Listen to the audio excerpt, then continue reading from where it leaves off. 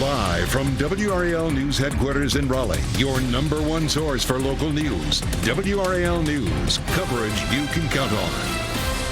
Today is not the day to be burning things outside. Our area is under some increased fire danger. Thank you for joining us tonight. I'm Eric Miller. That warmer, dry weather you may have been enjoying is turning into a cool down tomorrow. You can expect some chilly temperatures in the morning. Meteorologist Grant Skinner is in the WRAL Severe Weather Center with more. Grant, after these 70-degree highs this weekend, we're talking about 30s tomorrow morning. Yeah, it'll be chilly to start the day tomorrow thanks to this cold front passing through the area. But before that cold front really synced through the area, we had some breezy conditions out there. Some gusts up to around 40 miles per hour at RDU, 33 at Fayetteville, 45 in Durham today, around 30 miles per hour in Tarboro and Lewisburg. So it was breezy out there. That's why we had that increased fire threat with the dry conditions. Fortunately, the wind gusts do calm down into the overnight hours tonight, down to around 10 miles per hour by the time we hit around midnight, 1 a.m. and should stay calmer throughout the day on Monday. But we do cool down overnight tonight. Some chilly temperatures to start the day on Monday. 7 p.m. this evening, 57 degrees in Raleigh. And look at the temperatures as we head into the overnight hours. 10 p.m. around 50 degrees. Then by the early morning hours, more spots dropping into the upper 30s and low 40s across the area. Some spots into the mid 30s in our northern areas. So a cool down overnight tonight, but even chillier into Tuesday morning. I'll let you know how chilly it will be and when to expect that warm up. That's coming up. Grant, thank you very much. New here at 6, the Border Patrol's commander-at-large says his team made 81 arrests in Charlotte yesterday. They're calling all of this Operation Charlotte's Web. There are reports of more arrests being made today. People in Charlotte are voicing their opposition to the agents' presence and their actions, and those protests are spreading across the state. Hundreds of people gathered in Moore Square today as well for what they're calling an Ice Out demonstration. WRAL's Heidi Kirk joins us live from Moore Square now. Heidi, that protest wrapped up here within just the last hour. Eric, in fact, the last protesters actually just left Moore Square just within the last 15 minutes or so. You'll see it's quiet here behind me, but hundreds of people flocked this area, making their way down this sidewalk all the way to the state capitol and then back here to Moore Square. Go ahead and take a look at your screens. We captured this footage just within the last few hours of those protesters taking to the streets of Raleigh. Now, people really directed their messages towards Charlotte, where that Border Patrol operation is underway. Now, protesters here called for an end to Trump's immigration crackdown and any operations in our state.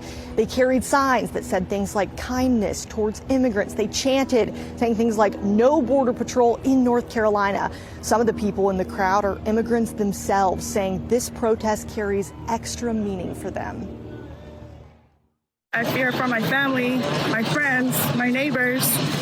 So I feel like we're doing good to come out here and protest for them, so we can all come together as a community. And Eric, federal officials have told us that these operations, like the one happening in Charlotte, is to make Americans feel safer. But the people that we spoke to right in this very area within the last few hours say those are doing anything but that. Of course, we're going to continue monitoring all of those protests across our area. Heidi Kirk, WRAL News, live in Raleigh. Heidi, thank you very much. There was a visitation this afternoon for the officer killed during a struggle at Wake Med Garner last weekend. People paid their respects to Roger Smith at Mitchell Funeral Home in Raleigh Memorial Park. Police say the suspect in this case, Benji Martin, is charged with murder and is still in the hospital.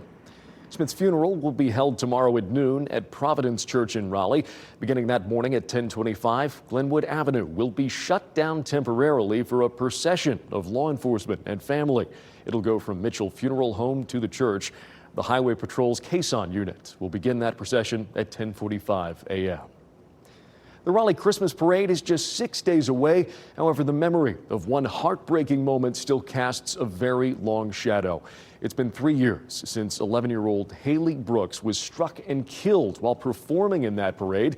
As WRAL's Laura Levine reports, the man accused of losing control of his truck may finally learn his sentence tomorrow. A years-long case may finally be closing, but for the family of 11-year-old Haley Brooks, the pain is permanent. Brandon, there is no punishment that I would feel to be sufficient for killing my daughter. The only thing that I want is to have my sweet Haley back. Landon Glass was behind the wheel of an out-of-control pickup truck that hit and killed 11-year-old Haley Brooks during the 2022 Raleigh Christmas Parade. Look at the joy of pure innocence on her face.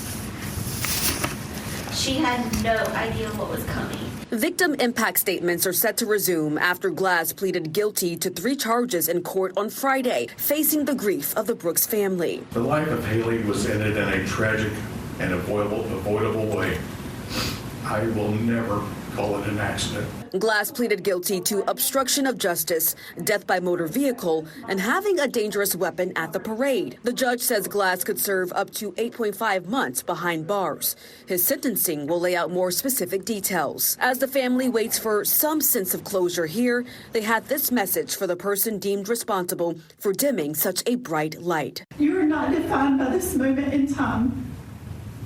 However, you do have a choice in how you allow it to shape your future here on earth, and most importantly for eternity. Laura Levine, WRAL News in Raleigh. And court resumes tomorrow at 9:30 a.m. We'll have coverage on WRAL.com and WRAL TV beginning at noon. New here at 6, investigators are piecing together why a $1 million home went up in flames in Raleigh this afternoon. You can see thick smoke here drifting through the air over Brooks Avenue near Churchill Road. Even some flames in this video from the WRAL Breaking News Tracker. Fire crews got the call just before 3 p.m. We're working to learn what may have caused the fire and to make sure everybody there made it out of that house safely. One person was able to get out of a house during a fire in Knightdale. It happened on Plum Blossom Drive. The fire department says the person was treated by EMS at the scene. The cause of that fire under investigation as well. A Raleigh man is in jail tonight facing charges for shooting a man in front of a 12-year-old. This happened just after 9 this morning at a home on St. George Road. Police say that man, 42-year-old Monta McDougald, used a semi-automatic pistol and knew the man he shot. The victim was taken to the hospital with non-life-threatening injuries. The 12-year-old was not physically hurt. Raleigh police are also investigating another shooting that happened on Glenwood Avenue. This one happened just before 3 this morning near the intersection with West Jones Street. Raleigh police say at least 2 people were shot here, but so far both are expected to recover. At least one of the victims walked into Wake Med. One person is dead after a shooting in Rocky Mount. Rocky Mount police say it happened about 11:30 last night at a convenience store on West Raleigh Boulevard. Police say the person was taken to the hospital with a gunshot wound, but sadly later died. They're not sharing that person's name until family can be notified. Police say they're still working to learn more details about that shooting. An overnight search for a missing 10-month-old girl, near Charlotte ended this morning. 2 people were arrested in connection with her disappearance. Charlotte Mecklenburg police say Nalia Crew was abducted by 19-year-old Michelle Hemphill around 7 last night. That prompted an Amber Alert. Hemphill and her boyfriend, 23-year-old Timothy Lee, were arrested this morning. It's not clear what charges they'll face. Police said Hemphill is a distant family member of the victim. Family believe Nalia was in danger with Hemphill. The Angier Police Department shared an update on its effort to crack down on unsafe driving. The department handed out 77 charges and arrested several people during their DWI checkpoint last night. They worked with several nearby police departments, alcohol law enforcement, and the Department of Health and Human Services in this operation. Looking ahead now, Wake Med and United Healthcare plan to resume negotiations around commercial contracts tomorrow. That comes after United Health officials announced yesterday that Wake Med had left the network. The insurer told WRAL that Wake Med's facilities and specialty providers will be out of network for members enrolled in commercial and Medicare Advantage plans. The negotiations will not impact primary care physicians employed by Wake Med who will remain in network. A heads up now about some traffic disruptions that could impact your commute this week. Crews will be conducting slow roll traffic stops on US 70 as part of the Complete 540 project. The stops will take place between Auburn-Knightdale Road and TV Tower Road. Traffic on both sides of US 70 will be stopped for at least 10 minutes to allow for road construction. The slow rolls will happen around 10 a.m. and 2 p.m. starting tomorrow. Well, still to come here, cuts to Medicaid. They could be with us well into the new year. Coming up, why the program providing health insurance for more than 3 million North Carolinians is facing huge shortfalls. Also ahead, why First Lady Melania Trump will be in North Carolina this week. Now here's Renee Chu and Chris Lovingood with a look at what we're working on for tomorrow morning. After a warm weekend, Elizabeth will be tracking more seasonal temperatures, and Ken will have your traffic every 10 minutes. Plus, making sure you get the best online deals. 5 on Your Side has 3 takeaways to remember as you browse online this holiday season. Join us tomorrow beginning at 4:30 a.m. Welcome back. Taking a live look there over North Hills this evening. A beautiful but windy evening out there. Meteorologist Grant Skinner is going to be telling you why you want to bundle up starting tomorrow morning. Cuts to Medicaid in North Carolina appear likely to continue for months to come. The program, which provides health insurance to nearly 1 in 3 North Carolinians, is short hundreds of millions of dollars. State lawmakers agree it's a problem. Governor Josh Stein had asked the legislature to come back into session tomorrow to fix it. But GOP leaders rejected that idea. They don't plan to take any more votes until next year. Meanwhile, cuts to hospitals and doctors have already gone into place. Republicans say they could vote in early 2026 to fund Medicaid and stop those cuts, but the state's top health official tells WRAL he's not banking on it. Part of the reason why we put the rate cuts in place and the magnitude of the rate cuts is really to consider what happens if no additional dollars are funded. Our NC Capitol team has put together an FAQ about Medicaid, these cuts, and the political infighting behind all of this. To get caught up to speed, you can go online today and find that story at WRAL.com. Looking ahead now, the Johnson County Board of Commissioners will decide whether to go forward with a plan to rebuild Clayton High School. The school board wants to build the new school at the existing site. Students would keep going to class in the old building while the new one is under construction. In addition to the previously approved $5 million for design work, the project will cost a total of $134 million. Commissioners will formally vote on borrowing the money at their next meeting. The goal is to have the campus finished by the fall of 2028. First Lady Melania Trump and Second Lady Usha Vance are coming to North Carolina this week. They're headed to Camp Lejeune on Wednesday to spend time with military members and their families. They'll participate in several events throughout the day, including activities with students on post. The goal of the visit is to show appreciation for those who serve this holiday season. Well, Grant, I know it's a little early to be calling things for Thanksgiving, but certainly some major changes on the way just in the next couple days. That's right. Looking ahead to Thanksgiving, it is trending warmer for Thanksgiving. So just a heads up on that. We are tracking a warmer trend by then and a warmer trend by the middle of this week. So it was warm this weekend, obviously. Highs in the 70s, dry and breezy today with that fire risk. Those alerts ended at 6 p.m. We'll see a cool down to start the week behind that cold front that passed today. High pressure builds in, highs in the 50s and 60s with lows in the 30s. Then warming up this week into the 70s. I'll let you know when to expect that warm up this week, and also some midweek rain chances as well with some isolated showers possible. I want to show you outside first. This is the view from Raleigh. You can see from the flags here, still got a breeze out there. Some gusts still up to around 20 to 25 miles per hour, especially into the Triangle. 22 in Fayetteville, up to around 20 up towards South Hill and Rocky Mount, maybe 15 to 20. So some breezes out there, but those will gradually calm throughout the rest of this evening. Temperatures sitting in the 60s to around 70 still, 70 in Fayetteville, 66 in Raleigh, 61 Roxborough, 61 in South Hill. And the rest of this evening will gradually drop into the upper 40s by 11 p.m. Rain chances staying out of the picture, and we'll have mostly clear skies. Now look at tomorrow morning. I mentioned it would be chilly to start the day, and it's going to be much cooler than what we saw this morning.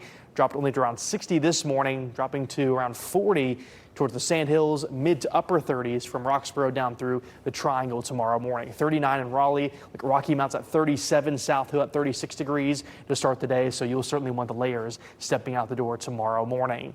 Our next weather maker arrives into this coming days. You'll see the high pressure build in behind this cold front, and with that, lows do drop to the 30s. It'll be drier and clearer overnight, so with that, more radiational cooling during the overnight hours, and we'll see dry and comfortable afternoons with highs reaching to around 60 tomorrow.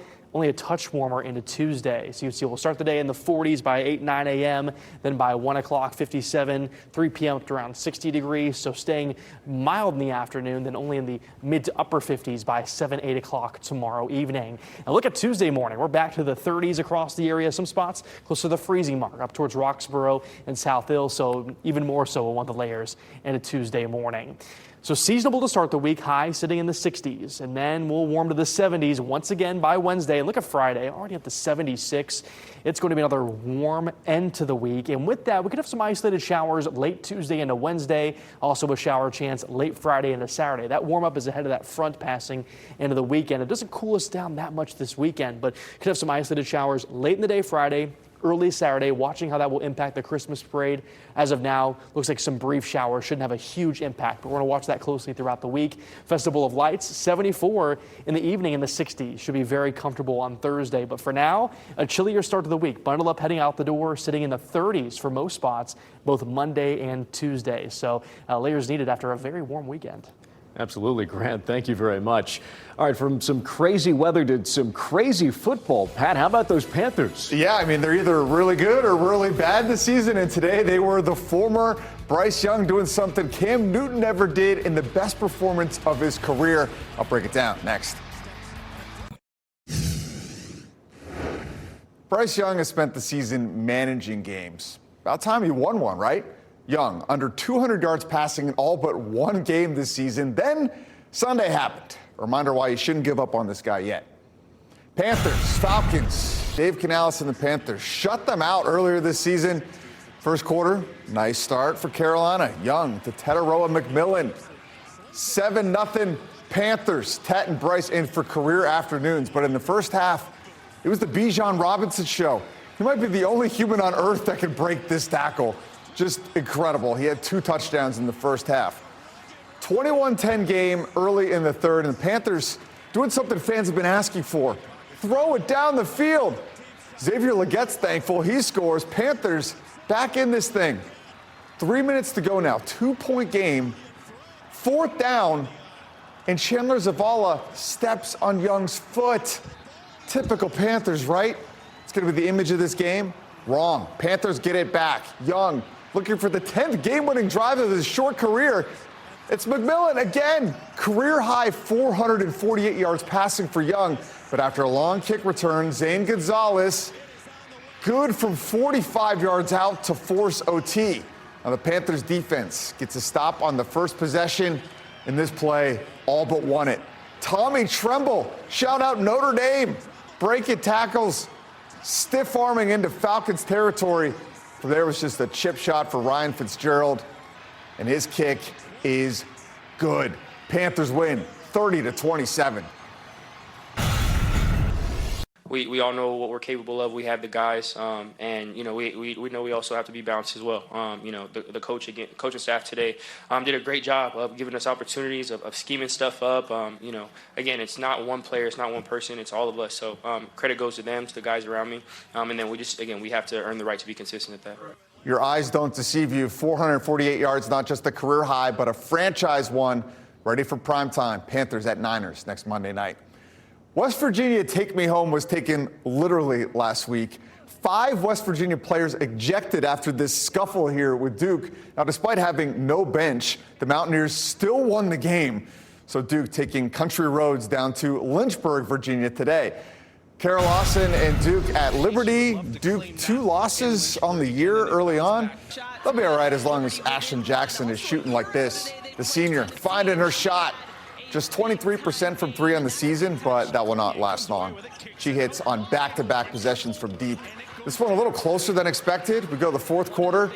Toby Fournier doing her thing in the post. She led the way with 18. Duke wins 71-57. NC State continuing their tough non-conference schedule with number 17 TCU. Second quarter, some nice baseline work here from Camille Pierre. Up and under State by 4. They got one of the longest home win streaks in the country. But TCU closes the half on a run. Big game from Marta Suarez. Bank is open on a Sunday. Thank God for online banking apps, right? 36-31, TCU at the half. Nice game for Tilda Trieger for NC State. She led the way with 15, but just no answer for Suarez inside or out. She had 26 points. TCU wins 69-59. And Eric, we got a big one for NC State men tomorrow. They take on VCU, one of Will Wade's former schools. Yeah, absolutely. That cold weather coming back in, starting to feel like basketball season out there, really getting into the good times. Pat, thank you very much. Thank you. And thank you for joining us here tonight, guys. Have a great evening. We'll see you right back here tomorrow.